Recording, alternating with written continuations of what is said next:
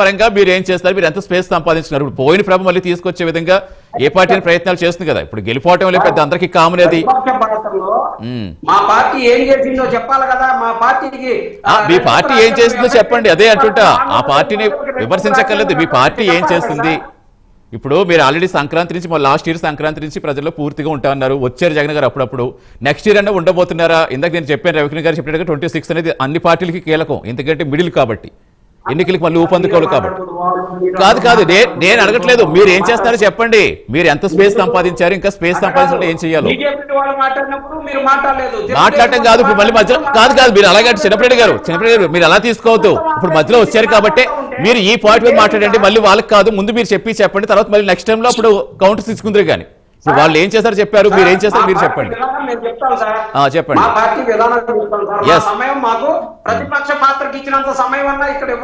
Right, చెప్పండి మీ విధానం, మీరు చెప్పండి, మీరు ఏం చేస్తారో చెప్పండి. తర్వాత అప్పుడు వాళ్ళ విమర్శల తర్వాత చెప్పండి.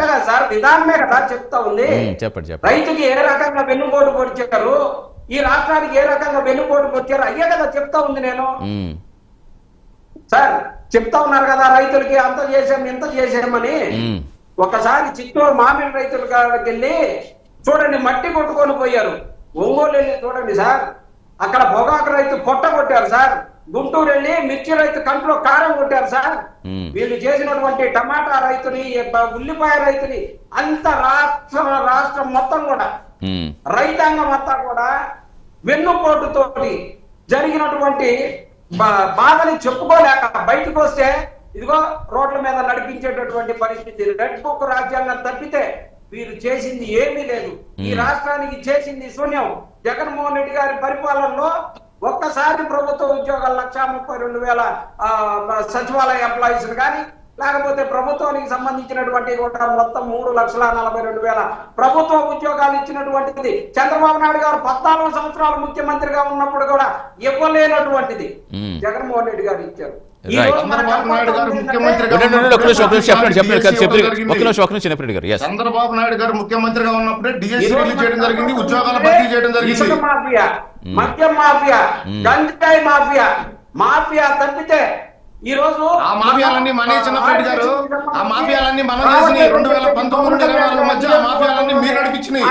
మామిడికాయ రైతులు అంటా ఉన్నారు, ఆ మామిడి రైతులు పొలాల్లో ఉంటే వాళ్ళు ట్రాక్టర్లు తీసుకొచ్చి రోడ్ల మీద తొక్కించింది మీరు.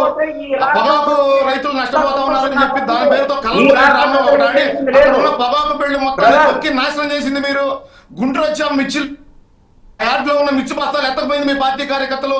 మీరు ఈ రాష్ట్రానికి మంచి చేస్తున్నారు, మీరు ప్రతిపక్ష పాత్ర పోషిస్తారండి. ఎవరు నమ్ముతారండి ఈ రాష్ట్రంలో? మీది దుర్మార్గ పరిపాలన కాబట్టే ప్రజలు మమ్మల్ని చిన్నప్పటి గారు సార్ మీరు అలా ఎలా చేస్తే మాట్లాడుకోమని నాకు ఒక రోజు డిబేట్ లో మా పార్టీ తరఫున మాట్లాడలేదనుకుంటే మేము చేయగలిగేది ఆగిపోతాం.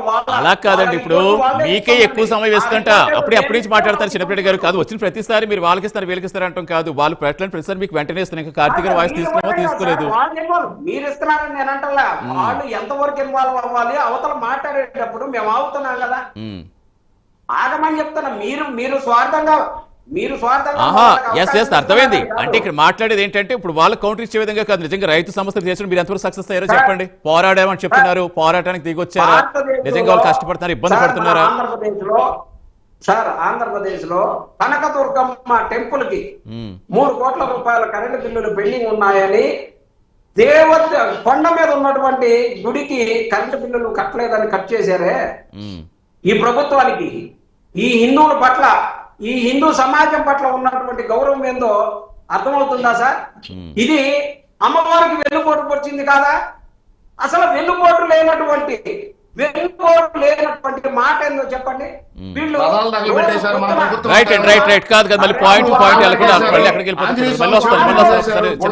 దాడులు జరిగినాయి.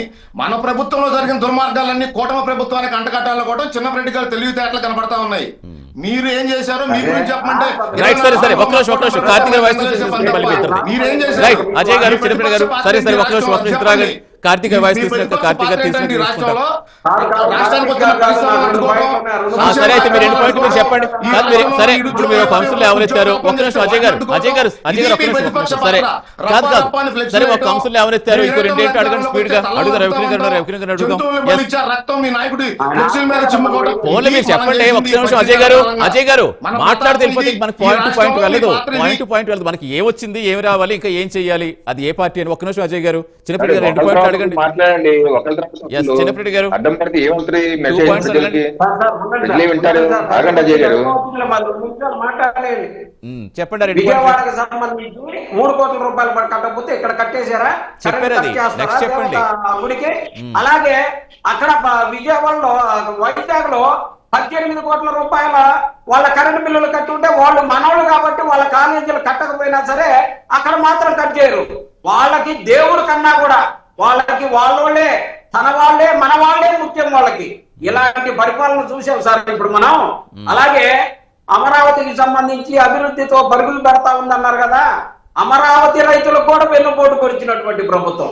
అమరావతి రైతు నిన్న నెత్తి నోరు పాదుకొని ఆవేదనతోటి నిండుగా మరణం చెందాడు కదా సార్. అక్కడే చూశాం కదా మంత్రి గారితో మాట్లాడుతూ, అయ్యా మమ్మల్ని 3 పంటలు పండే పంటలు మీకు ఇచ్చామయ్యా, ఇవాళ మమ్మల్ని దేశపోయి ఆ వాగులో పడేసి మమ్మల్ని అన్యాయం చేస్తా ఉన్నారనే ఆవేదనతోటి గుండెపోటు చనిపోతే ఆ కుటుంబానికి వెన్నుపోటు పొడిచినట్టు కదా, అమరావతి రాజధాని రైతులకి వెన్నుపోటు పొడిచినట్టు కదా. అసలు అడ్డొస్తున్నాం అనుకుంటారు. ఇప్పుడు ఆల్రెడీ అక్కడ రైతులు ఇప్పుడు కూడా మీ ప్రభుత్వంలో కదా ఈ ప్రభుత్వంలో కూడా ఎదురు తిరిగారు, వాళ్ళకు ఒక కమిటీ వేశారు. తర్వాత జరిగింది కూడా చెప్పండి. ఇప్పుడు మీ పాలనలో కూడా మీ ప్రభుత్వ పాలనలో కూడా ఎన్ని రోజులు నిరాహార దీక్షలు చేశారు, ఎంతమంది అప్పుడు అలాగయ్యారు అనేది ప్రతి ఒక్కరు తెలిసింది. ఇప్పుడు ఆ విషయాలన్నీ వద్దు మనకి. అమరావతికి సంబంధించి ఎంతవరకు గట్టెక్కుతుంది, ఎంతవరకు వెళ్ళాలి. వాళ్ళు చెప్తులేదు వాళ్ళు చెప్పుకుంటారు కానీ మేము చెప్పేది మేమేం చెప్తామో మేమేం చెప్పాలనేది మాకు ప్రతిపక్షంగా ప్రజలకి కష్టం ఉన్నటువంటి మాటలు మాట్లాడతాం. సుఖం ఎలాగో వీళ్ళ వైపు నుంచి ఈ రాష్ట్ర ప్రజలకు ఒక్కళ్ళు కూడా సుఖపడ్డది లేదు కదా. వాళ్ళు ఎంజాయ్ చేస్తున్నారు. మాదాపూర్ లో బయలుదేరతారు, విజయవాడలో టిఫిన్ చేస్తారు, మధ్యాహ్నం భోజనం చేస్తారు, నైట్ మాదాపూర్. విమాన ఖర్చులు ఇది వరకు ముఖ్యమంత్రి గారు విమాన ఖర్చులు ఉండేవి. ఈ రోజు లోకేష్ బాబు ఒకవైపు, పవన్ కళ్యాణ్ ఒకవైపు, చంద్రబాబు నాయుడు గారు ఒకవైపు పోవటం, తిరగటం, విమానాలు వేసుకోండి. ఎలా సార్? కాదండి, మళ్ళీ కాదు మీరు ఆ అంశాలు లేవనెత్తారు చిన్నప్పటి గారు. ఆల్రెడీ దాని సంబంధించి డిబేట్ పెట్టుకున్నాం. లోకేష్ గారు